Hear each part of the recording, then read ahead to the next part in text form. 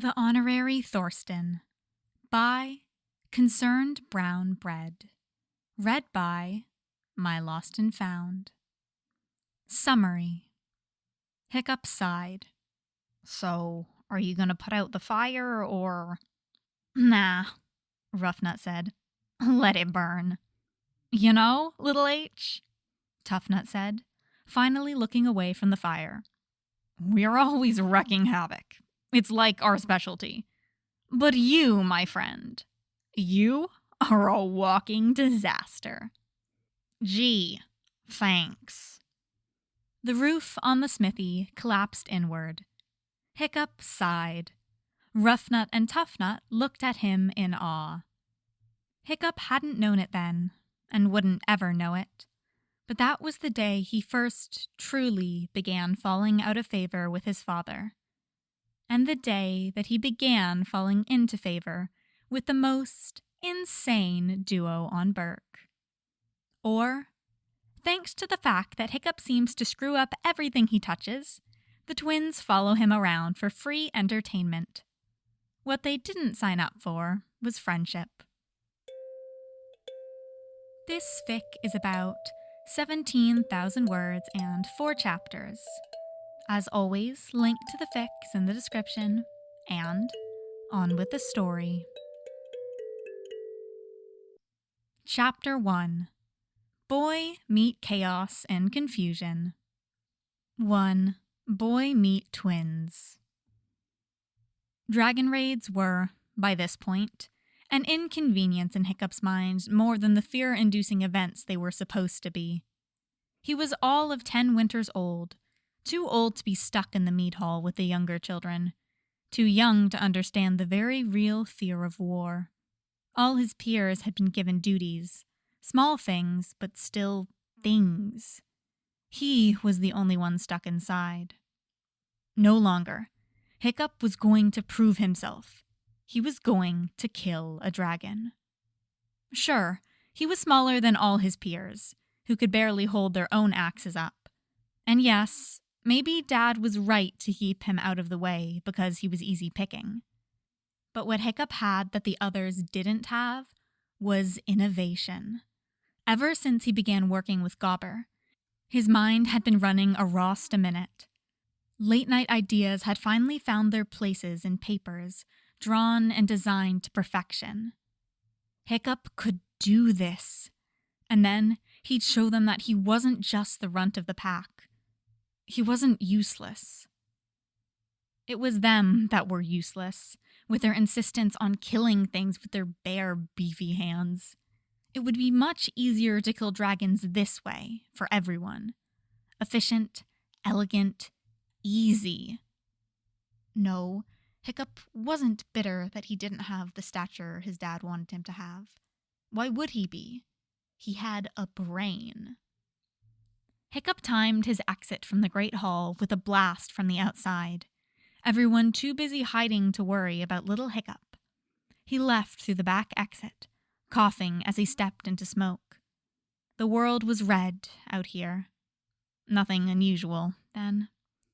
Being small was an advantage sometimes, like running from Snotlout, hiding from Dad and Gobber, climbing into small places. It made it easier to slip into the shadows and duck beneath debris. Neither dragon nor Viking seemed to notice him as he headed to Gobber's shop, abandoned now as they reached into the thick of battle where every hand needed to be on deck. Including his, Hiccup thought giddily. He pulled out his weapon of choice. You're gonna be beautiful, baby, Hiccup said, immediately getting embarrassed at himself, but grinning still. It was a stroke of late-night genius. He had been unable to sleep because Astrid had glared at him and said he wouldn't survive till next winter if he couldn't even throw a spear yet. Which, rude, but it got him thinking. What if he could throw spears? Or rather, have something throw spears for him? It was quite simple, really. Hiccup loaded the spear into the machine, much like a crossbow, but more sophisticated. All he needed to do was get it outside. I forgot to add wheels. Hiccup face-palmed. He knew he had been forgetting something. This is fine, he said, as fire burned in the background. I'll just aim out the window. It ended up being decidedly not fine. Hiccup needed to stop jinxing himself. See, the thing about dragons was that their hides were tough, and Hiccup's machines could throw a spear only one speed, which was a speed a bit too slow. The spear flew out like a charm, but instead of penetrating the gronkel as intended, the spear bounced off and found its way into someone's house. No matter, Hiccup reassured himself as the dragon turned to him. He fumbled with the next spear, trying to load it, and it didn't shoot. What? Hiccup frantically searched the machine, tugging at the strings and gears. Somehow, the trigger wasn't working. But why? It had been so perfect. It was going to be beautiful. Hiccup! Gobber roared, hooking his hand into the boy's tunic and pulling him out of the shop. What in Thor's dirty undies are you doing here? That's when Gobber's shop exploded. For Odin's sake! Gobber glared. Stay here!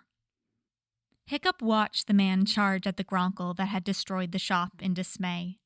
His weapon was long gone now, burned to ash, along with a ton of other weapons, and unlike Hiccup, the other Vikings were not going to be calm about it. Wow! Hiccup flinched, turning. Of course, there had been people to notice his humiliation. No one ever showed up when Hiccup was doing something right. Hey, Tuffnut, Hiccup said, cringing.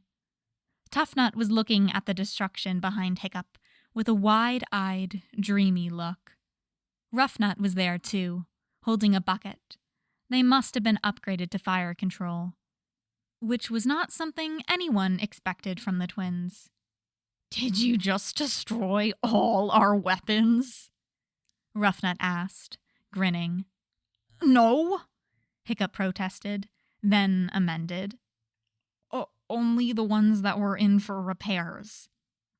Oh, so half of them, then. Hiccup frowned. Okay, but I almost killed a gronkel. Ruffnut laughed. Sure you did, kiddo, and my brother's almost smart. Tuffnut was still gaping at the burning building. Wow. Hiccup sighed. So, are you gonna put the fire out, or? Nah, Ruffnut said. Let it burn. You know, little H, Tuffnut said, finally looking away from the fire. We're always wrecking havoc. It's like our specialty. But you, my friend, are a walking disaster. Gee, thanks. The roof on the smithy collapsed inward. Hiccup sighed. Ruffnut and Tuffnut looked at him in awe. Hiccup hadn't known it then, and wouldn't ever know it, but that was the day he first truly began falling out of favor with his father, and the day he began falling into favor with the most insane duo on Berk. Hiccup was grounded after the incident with the smithy. His days included rebuilding what had been destroyed and staying indoors, and not touching another one of your ideas, Hiccup. I mean it. I just wanted to prove myself, Hiccup grumbled. And I would have if that stupid trigger worked. He tried to mentally figure out what had gone wrong, because Gobber was a stickler for Dad's rules and was not letting him get near any pen or paper. It wouldn't be forever, of course, but it would be for long enough to get Hiccup annoyed. You're still going on about that, Gobber groaned as he hammered some wood into place. Give it a rest, will you, Hiccup? You could have died, you know. I was fine, Hiccup protested. Ye were not, Gobber sighed. Seriously, I don't know what goes on in that tiny head of yours. What good is killing a dragon if you ain't doing it with your bare, beefy hands? I know. I never said beefy, Gobber said, waving his hammer arm around. Oh, but Gobber, I meant me, Hiccup said sarcastically. Me and all the muscle I don't know what to do with. Gobber chuckled, the lecture successfully diverted. Gobber shook his head. All right, let's get ye back home. I'll get you for a nap mail. Hiccup crossed his arms indignantly. I don't need a chaperone. Sure you don't. Of course, you just go straight back home. Eh? Hiccup tried his best to make an innocent face. Exactly. Gobber ruffled his hair. You're lucky you're so cute. You know that? And tiny. Or else I'd have left you to the wolves. I'm not small. I'm 10. So I should leave you to the wolves then. That's not... I didn't... Gobber! Gobber laughed, and heat climbed up Hiccup's face. But he smiled a little too. Unlike everyone else in the village, Gobber was always nice to him. And sometimes he even understood what Hiccup was going on about with his projects, though he rarely encouraged them. He understood more than Dad, anyway. Gobber made sure he got into the chief's hut before turning around to leave. Hiccup made sure that Gobber was at least halfway down the path before turning towards the back door. To leave. Really, Dad and Gobber should know Hiccup better by now. It was their own fault. Gleefully, Hiccup grabbed his secret notebook from the floorboard under his bed and semi-skipped out the door. It was going to be a good day. Hey, Hiccup! Hiccup froze. Hey. Ruffnut and Tuffnut grinned wildly from where they were, upside down, on a wooden beam, on his house. Hiccup and most of Berk were somewhat used to the twins being, well, themselves, much like how most of Berk was used to Hiccup being himself. Still, the twins were more foe than friend, having sided with Snotlout far too many times before. And anyway, the Thorstons were infamous for being bad news in general. The twins were mild compared to some of their other family members. Hiccup approached this situation with due caution, narrowing his eyes and stepping well out of range in case one of them fell. What are you guys doing? Head rush, Tuffnut answered. It helps us clear our heads. And we're trying to see who lasts the longest, Ruffnut said. Me, obviously. No, me. They began butting heads in midair, swinging wildly. Hiccup slowly inched away, deciding to just leave them be. They had other plans. So, where you headed, Hiccup? Ruffnut asked gleefully. Going to pray to Loki? What? No, why would I? Tuffnut threw an arm around Hiccup's shoulder, making him tense. Or to get some machines to blow things up with? The blowing up was on the Gronkle. No need to be humble. You're a wreck, Tuffnut said. Irritated, Hiccup threw off the other boy's arms and walked forward. I was going to explore the forest. Why didn't you guys just... Hiccup made a shooing motion. The twins grinned instead, not budging. You see, young Hiccup, we have come to a conclusion, Tuffnut began. Something about you draws disaster, Ruffnut agreed, mimicking her brother's sagely voice. And therefore, we have decided to follow you because... we're starved of entertainment. they finished together. Hiccup groaned. "Do what you want," and stomped off, mumbling angrily. "Can't stop you anyway. I can't do anything right." 2. Twins meet boy. "This is boring," Ruffnut groaned for the umpteenth time. "Yeah," Tuffnut agreed, for the umpteenth time. They were dragging their legs, swinging their arms in an exaggerated motion of being weighed down. Tuffnut had his tongue stuck out, as though the boredom was killing him. "I never said it would be fun," Hiccup shot back. "You could just leave." "And do what? Pulley fish legs? We've already done that," Ruffnut complained. Hiccup very much didn't want the other boy to be bullied, and wisely kept his mouth shut. He had almost forgotten that the twins were pretty mean when they wanted to be. "Why hasn't lightning struck you yet?" Tuffnut complained. "And started a wildfire to ravage Berk." "Why hasn't lightning struck you yet?" Hiccup muttered, and raised his voice. "Look, I'm just mapping out the area. It's cool, like how—" "Boring," Ruffnut yelled. "Come on, Ruff. Let's hit something." "We could hit Hiccup." Oh, no, Hiccup thought, nervous and ready to run. This was all too familiar, though the twins had never attacked him without Snotlout being there to order them around. But they were bored, and everyone knew bored Thorstons were bad Thorstons. "Nah," Tuffnut said, to Hiccup's relief. "He's too skinny. We'd kill him." "And you guys aren't skinny?" Hiccup yelped indignantly.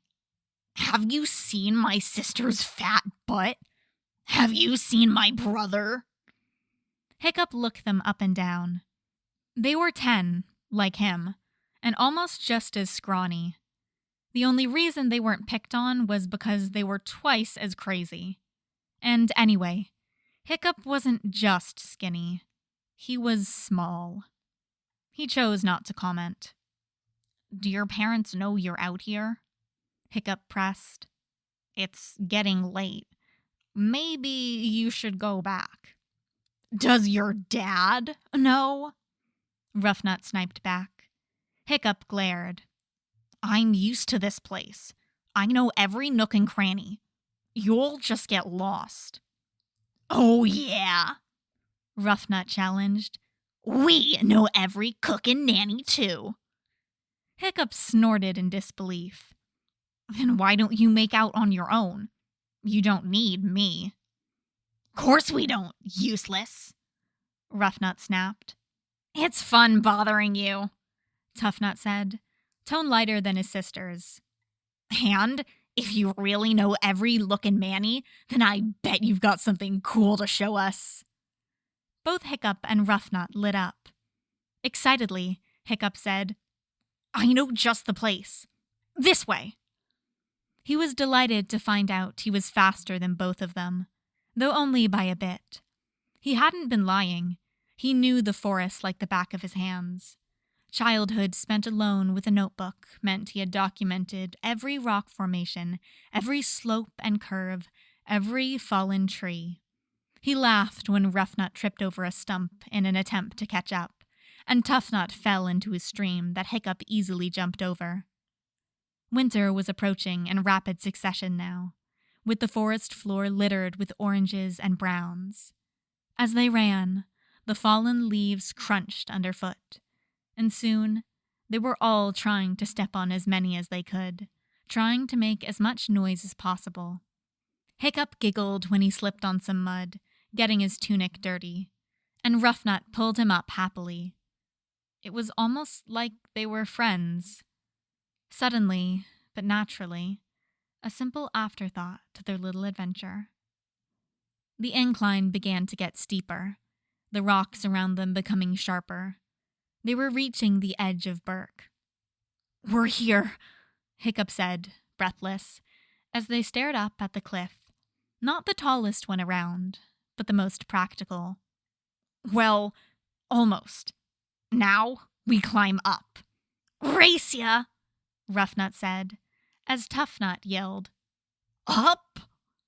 You're not scared of heights, are you? Hiccup teased. Ruffnut sniffed. Of course not. I was more worried about you, Runt.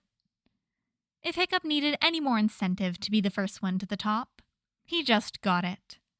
Climbing up was easy, knowing all the footholds that the cliff face had to offer. But Ruffnut and Tuffnut were stronger than him, and more experienced. He was losing. Until Ruffnut stepped on Tuffnut's face to get ahead, and he pulled her leg in retaliation. Hiccup giggled. You guys are your own downfall, Hiccup yelled at them when he reached the top. They groaned in unison, grumbling as they finally stopped fighting and began climbing up. Hiccup happily sat on his knees, waiting. Ruffnut glared at him as she passed. I would have won. Sure.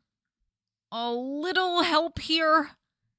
Tuffnut called, having slipped from his foothold and now holding on for dear life. Hiccup immediately tried pulling him up, failing spectacularly. Fortunately, Ruffnut was more used to pulling around humans. You're crazy, little man, Tuffnut said. And that's coming from me. How high up are we? 9 furlongs above the sea, Hiccup said smugly. Whoa, Ruffnut said. That's 9 whole monstrous nightmares combined. Hiccup gave her a strange look. How long do you think nightmares are?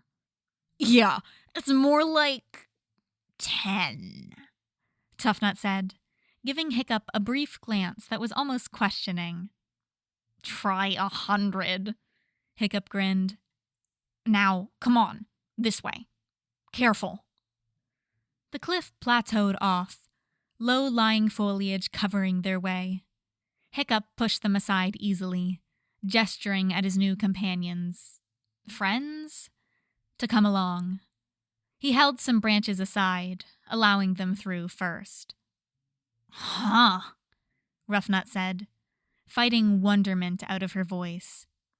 That's pretty neat. It's freaking amazing, Tuffnut said, more honest than his twin. Definitely 100 nightmares high.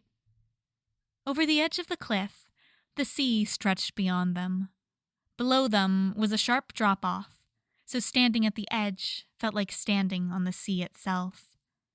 The sun had disappeared below the edge of the world, leaving behind a sky painted deep orange and purple. I like coming up here, Hiccup admitted. Though it's not my favorite place, 'cause you have to climb so much. I know some other places, cooler ones. This one was just close by.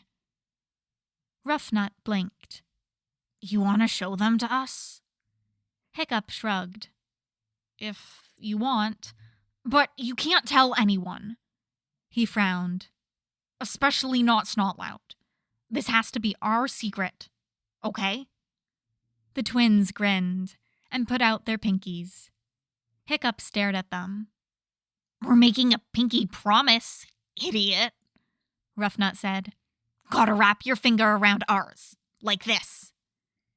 Hiccup wrapped his pinkies around theirs, one for each twin. You're okay, for a runt, Tuffnut allowed. Hiccup smiled. And you guys are kind of okay, too. At that nightmare, Hiccup sat alone. The twins had bound off the moment they reached Hiccup's house, barely saying goodbye.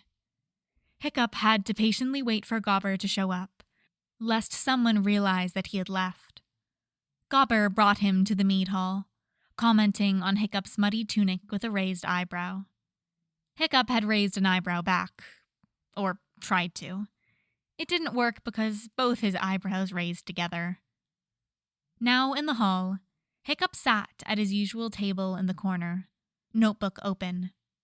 He spied the twins sitting with Snotlout, Fishlegs, and Astrid, along with some of the younger and older kids. He was a little worried that they'd tell the others of the cliff, and the others would make fun of him. But so far, no one has approached. "You just have to jinx yourself, don't you, Hiccup?" he thought bitterly, as a large shadow was cast over him. Dad. "Hiccup," Stoic the Vast greeted, a booming voice that couldn't be quieted even as he tried. "I thought I said no more ideas." "Not an idea," Hiccup said, closing the book. "Just drawing." It was true. He'd been drawing himself and the twins by the cliff, the day having both exhausted and invigorated him. He wondered if they could go on more adventures. Probably not, he figured with a sinking heart. He looked at the twins, laughing louder and looking much more interested in whatever Snotlout had to say than anything Hiccup had said. The twins were pretty rough and rambunctious, and Hiccup was, well, a runt. No one would ever want to be friends with him. Until he proved himself and killed a dragon. "Well, I hope none of your drawings cause any more destruction." "Got it," Dad said. "I don't want you or the village getting hurt." "Sure thing." Dad adjusted his helmet, and Hiccup fought back a sense of satisfaction. The chief of Berk, rendered awkward by his runt of a son. The irony. "Well, see you back at the house." Hiccup hummed his acknowledgement, going back to his drawing of his maybe, probably not, friends. At least he was keeping his promise to his dad. This drawing couldn't symbolize destruction, right? Hiccup really needed to stop jinxing himself. And that is all for Chapter 1. I'm very excited to be doing this fic. I love it so much. And my voice hurts so much after attempting to do all those voices. Like the twins. Tuffnut's voice is the hardest thing I've ever tried for some reason. I cannot get it. And like Ruffnut, it's just like so scratchy. And then I'll just a bunch of old like Viking men is like, "Oh, Hiccup, what you doing eh?" It's like all the way scratchy in my throat. And then I'm trying to do Hiccup like nasally, but not sounding like, I don't know. It's just like, "Hi, Dad." Like it's hard to balance it. But anyway, I love this fic. I'm just so excited to be sharing it with you all.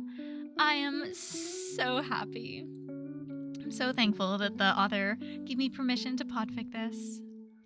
Anyway, that is all for this time. If you enjoyed, please go leave the original author a kudos, a comment, whatever you can. And I will see you guys next time.